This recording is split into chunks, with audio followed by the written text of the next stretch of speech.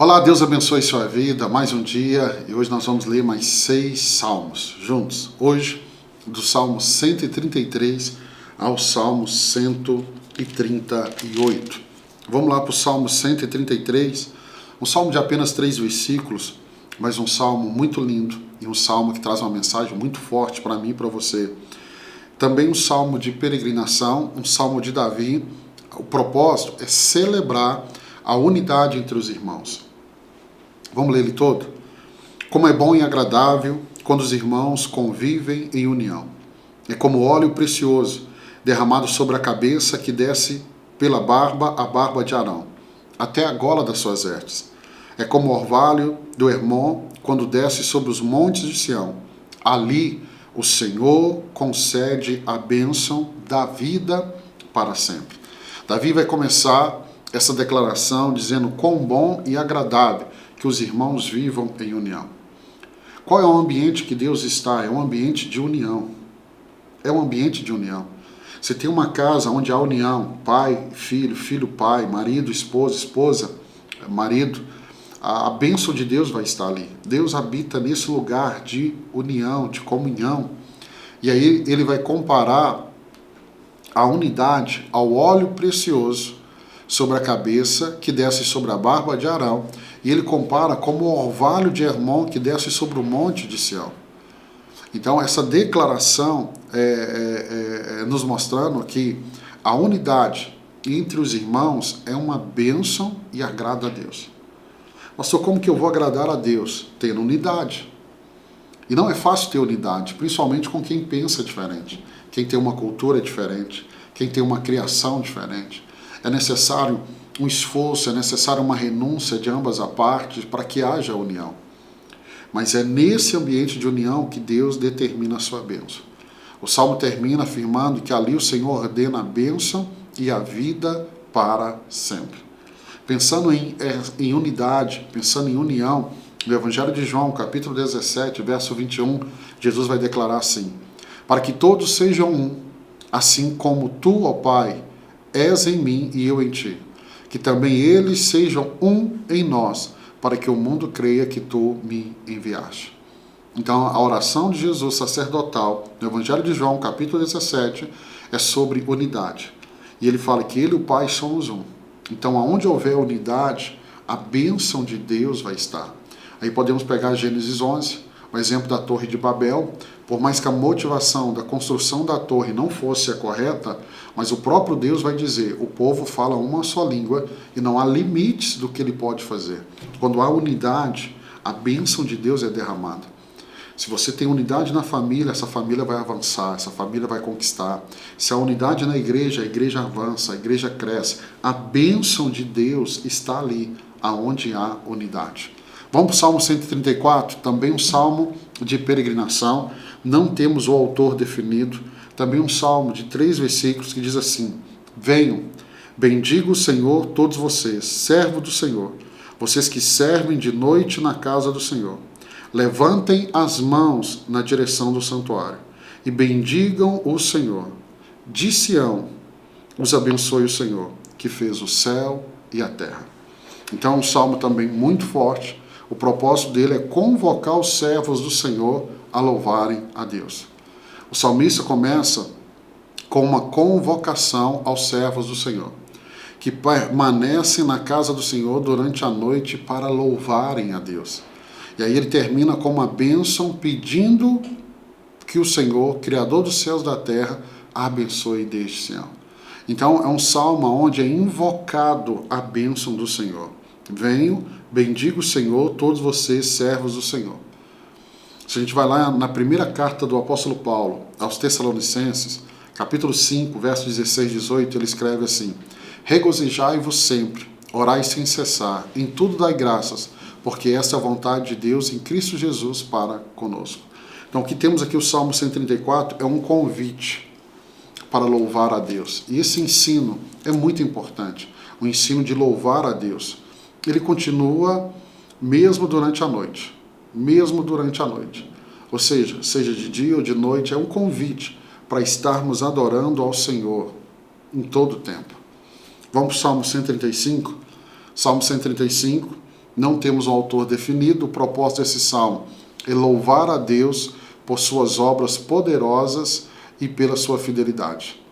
O salmo começa com um chamado para louvar o nome do Senhor. Diz assim: aleluia, louvem o nome do Senhor, louvem-no, servos do Senhor, vocês que servem na casa do Senhor, nos pátios da casa de nosso Deus. Então, um convite para louvar ao Senhor e para declarar as suas maravilhas. Verso 3, louve ao Senhor, pois o Senhor é bom. Cante louvores ao seu nome, pois é nome amável. Porque o Senhor escolheu Jacó, a Israel, como seu tesouro pessoal. Eu gosto muito dessa expressão, seu tesouro pessoal. É assim que Deus nos vê, como um tesouro pessoal dele. E quando se fala, usa a expressão tesouro, se é tesouro, tem valor. Se é tesouro, é bem guardado. Deus nos guarda como a menina dos seus olhos, porque somos o tesouro do Senhor. Esse salmo ele continua, e aí do verso 5 ao verso 7, o salmista exalta a grandeza de Deus, que fez tudo conforme a sua vontade, no céu e na terra. Então, ou seja, fez tudo conforme a sua vontade. Então, ele é o soberano, como o próprio salmista diz no verso 5, o nosso soberano é maior do que todos os outros deuses. Todos os outros deuses. E aí ele continua relembrando os feitos poderosos de Deus no Egito, quando ele liberta Israel, e em Canaã, quando a nação entra com Josué. E aí o salmo termina com uma exortação para todos os servos do Senhor louvarem a Deus e uma declaração sobre a futilidade dos ídolos. Mais uma vez, a Bíblia traz aqui no salmista esse entendimento, que os ídolos não têm esse poder de mudar a minha vida e a sua vida, mas apenas Deus, esse Deus criador, esse Deus que participa da minha vida e da sua vida. Salmos 136, vamos lá? Vamos só já direto no verso 4 do Salmo 36, diz assim: ao único que faz grandes maravilhas, o seu amor dura para sempre. Então, ou seja, nós terminamos o Salmo 135, onde o salmista mostra esses feitos do Senhor, e aqui vamos entrar no Salmo 136, não tem um autor definido. O propósito é louvar a Deus por seu amor eterno e as suas maravilhas. Então, cada versículo do Salmo termina com uma frase: porque a sua misericórdia dura para sempre. Ora, dei graça ao Senhor, porque Ele é bom. Dei graça a Deus, dos deuses, o seu amor dura para sempre. Dei graça ao Senhor do Senhor, o seu amor dura para sempre. Ao único que faz grandes maravilhas, o seu amor dura para sempre. Então essa declaração, o seu amor, algumas traduções vai estar: a sua misericórdia dura para sempre. Eu estou lendo, te lembrando, na NVI, Nova Versão Internacional. Então o salmista começa louvando a Deus por causa da sua soberania, e ele vai continuar declarando isso, declarando que o amor de Deus, a misericórdia de Deus dura para sempre. E aí ele vai falando de várias maravilhas do Senhor. Ele fala de uma realidade daquilo que o Senhor fez, daquilo que o Senhor fez em Israel, daquilo que ele fez no Egito, como Deus tirou Israel do Egito. Em todo momento, essa declaração, que o seu amor dura para sempre. Não é passageiro, dura para sempre. Eu gosto de ler esse salmo e ver cada momento desse como uma estação. E aí eu cito o exemplo para você entender. Ele fala do momento da criação, por exemplo, versos 8. O sol para governar o dia, o seu amor dura para sempre. Então ele está falando do momento da criação. Ele fala assim: aquele que matou os primogênitos do Egito, a última praga do Egito, quando a Páscoa foi instituída, o seu amor dura para sempre. Ele vai dizer: e tirou Israel do meio deles, do meio do Egito, o seu amor dura para sempre. Ou seja, ele está mostrando fases, momentos, estações. Em cada uma delas, Deus permanece sendo Deus, o mesmo Deus. Então olhe para a estação da sua vida, para o momento que você está vivendo, e declare isso: o amor do Senhor dura para sempre, não é passageiro. Talvez a estação que você está hoje seja uma estação tão difícil, mas declare isso: o amor do Senhor dura para sempre. Vamos para o Salmo 137. Salmo 137, também um anônimo. Propósito: lamentar o exílio da Babilônia e pedir justiça aos seus inimigos. Olha como começa o salmo. Junto aos rios da Babilônia, nós nos sentamos e choramos, com saudade de Sião.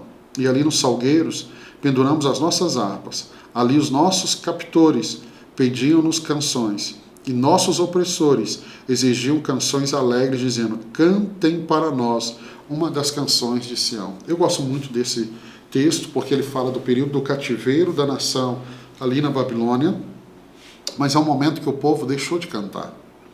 Aqui é o único momento que a Bíblia vai falar que eles pararam de cantar. Nós vamos ver exemplos tão conhecidos como Paulo e Silas, que estavam na prisão.